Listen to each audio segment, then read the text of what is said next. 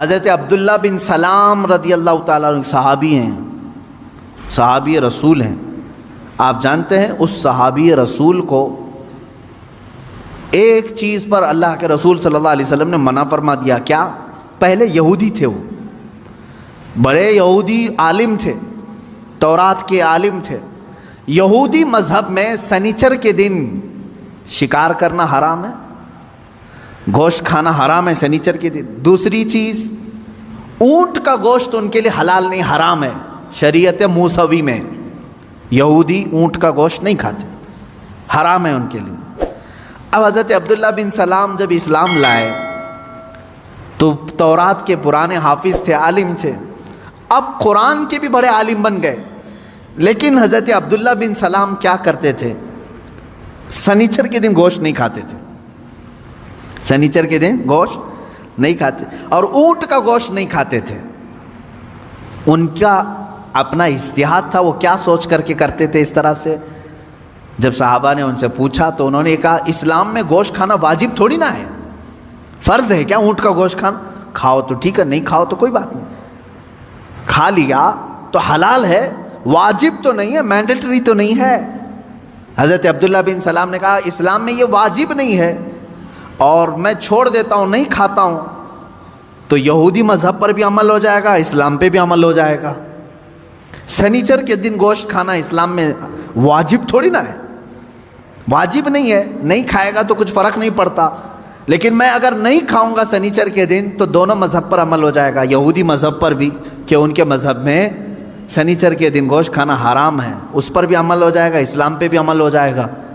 جب انہوں نے ایسا کہا تو اللہ تعالیٰ نے آیت نازل فرما دی، یا ایھا الذین آمنوا ادخلوا فی السلم کافہ، اے ایمان والو اسلام میں پورے کے پورے آ جاؤ۔ آدھا اس پر عمل کرنا، آدھا اس پر عمل کرنا نہیں، بلکہ پورے کے پورے اسلام میں داخل ہو جاؤ۔ تو درمیان کا راستہ نکالنے کی کوشش نہ کریں۔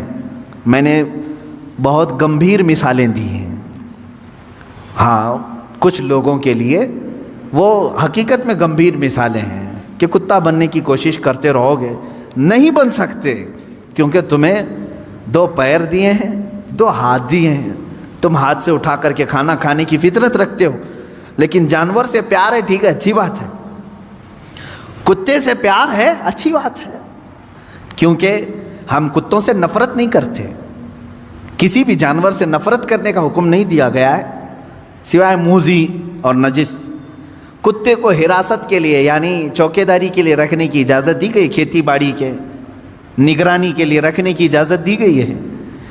ٹھیک ہے تمہارا اپنا معاملہ، جانور یعنی اینیمل لورز آپ ہیں، اگر رہو، لیکن بننے کی کوشش مت کرنا۔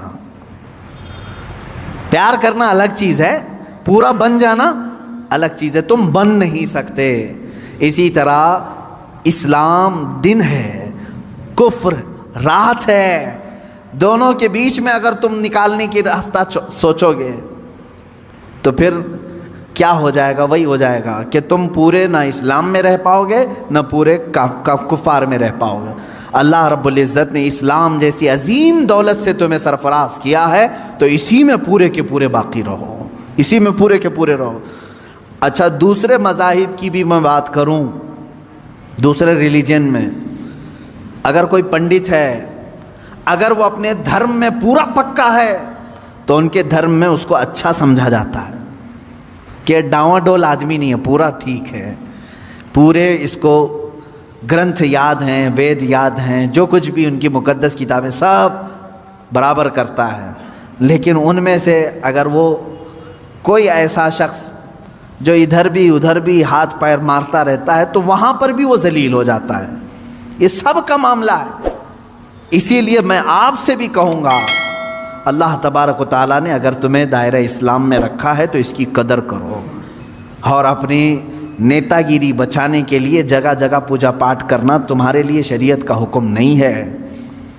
ہاں آپ اگر یہاں ہندوستان میں رہتے ہیں، آپ کے پڑوسی ہندو ہیں، نان مسلم ہے، تو ہمارے لیے اجازت ہے کہ ان کے دل رکھنے کے لیے آپ ان سے دوستی رکھ سکتے ہیں۔ پڑوسی کے حقوق میں یہاں تک ہے، اسلام نے بتایا اگر وہ غمگین ہے تو اس کے غم کو دور کرنے کی کوشش کرو۔ اگر اس کے گھر میں کسی چیز کی کمی ہے تو پوری کرو، اگر ان میں کسی کا انتقال ہو جائے، مر جائے، تو تم اس کے ہاں تعزیت کے لیے جا سکتے ہو، اگرچہ دور کھڑے رہو۔ پڑوسیوں کے حقوق میں ہمیں اسلام نے یہ اجازت دی ہے، لیکن میرے عزیزو جہاں تک اسلام نے اجازت دی ہے اتنا کرتے رہو۔ میں نے پھر وہی مثال یاد دلائی، اگر کسی سے محبت ہے تو محبت رکھو، پورا وہ بننے کی کوشش مت کرو، درمیانی راستے میں جانے کی کوشش نہ کرو۔